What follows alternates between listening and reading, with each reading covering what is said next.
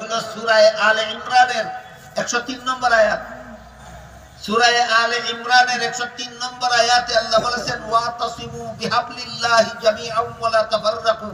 হে মুমিন মুসলমানেরা, তোমরা আল্লাহর দ্বীনকে শক্তভাবে ধারণ করার মাধ্যমে ঐক্যবদ্ধ হও।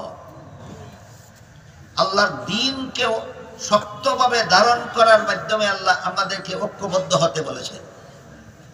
এখন যদি নবীগণকে গুনাহগার মনে করে, তাহলে আল্লাহর দ্বীনকে শক্তভাবে ধারণ করলো না আল্লাহর দ্বীন ছেড়ে দিল?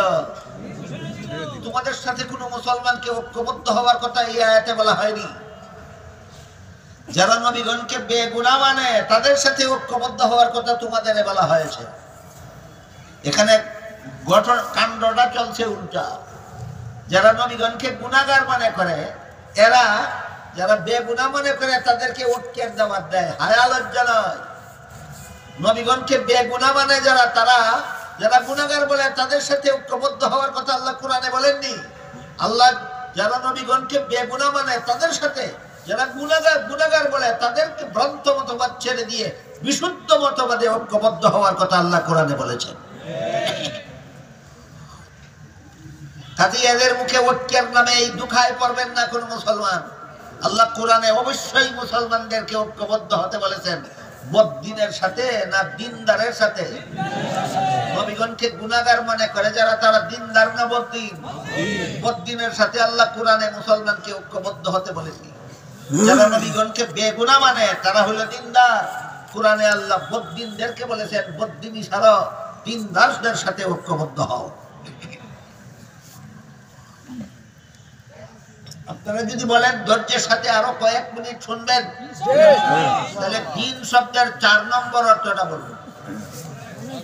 দিন শব্দের 1 নম্বর অর্থ হলো কর্মফল। দিন শব্দের 2 নম্বর অর্থ হলো ধর্ম। দিন শব্দের 3 নম্বর অর্থ হলো ইসলামের বিশুদ্ধ মতবাদ। দিন শব্দের 4 নম্বর অর্থ হলো ইসলামের বিধিবিধান। 4 নম্বর অর্থটা কি? ইসলামের বিধিবিধান। এই মর্মে আল্লাহ সূরা মায়েদার 3 নম্বর আয়াতে বলেন আল ইয়াউমা আকমালতু লাকুম দীনাকুম, আজকে আমি তোমাদের দ্বীনকে পরিপূর্ণ করে দিলাম। এবার বলুন, এখানে দ্বীন অর্থ ইসলামের বিধিবিধান। আল ইয়াউমা আকমালতু লাকুম দীনাকুম আয়াতাংশে আল্লাহ দ্বীন শব্দকে ইসলামের বিধিবিধান অর্থে ব্যবহার করেছেন।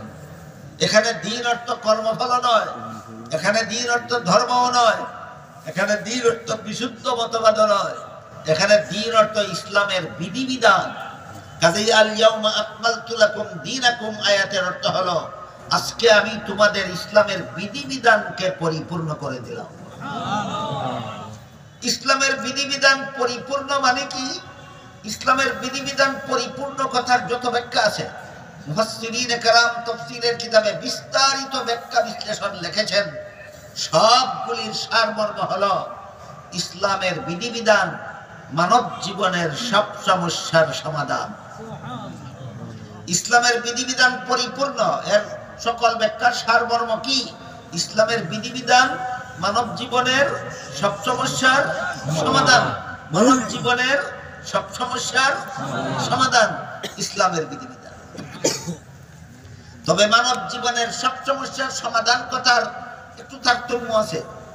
অন্যান্য নবীর ধর্ম ও ইসলাম, আদম আলাইহিস সালামের মাধ্যমে আল্লাহ দুনিয়ার মানুষের কাছে ইসলাম ধর্মই প্রচার করেছিলেন।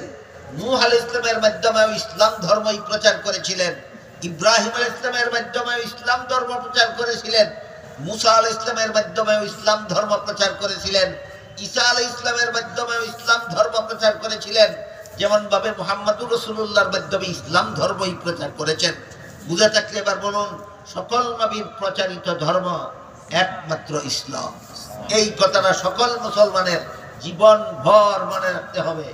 সকল নবীর প্রচারিত ধর্মের নাম ইসলাম।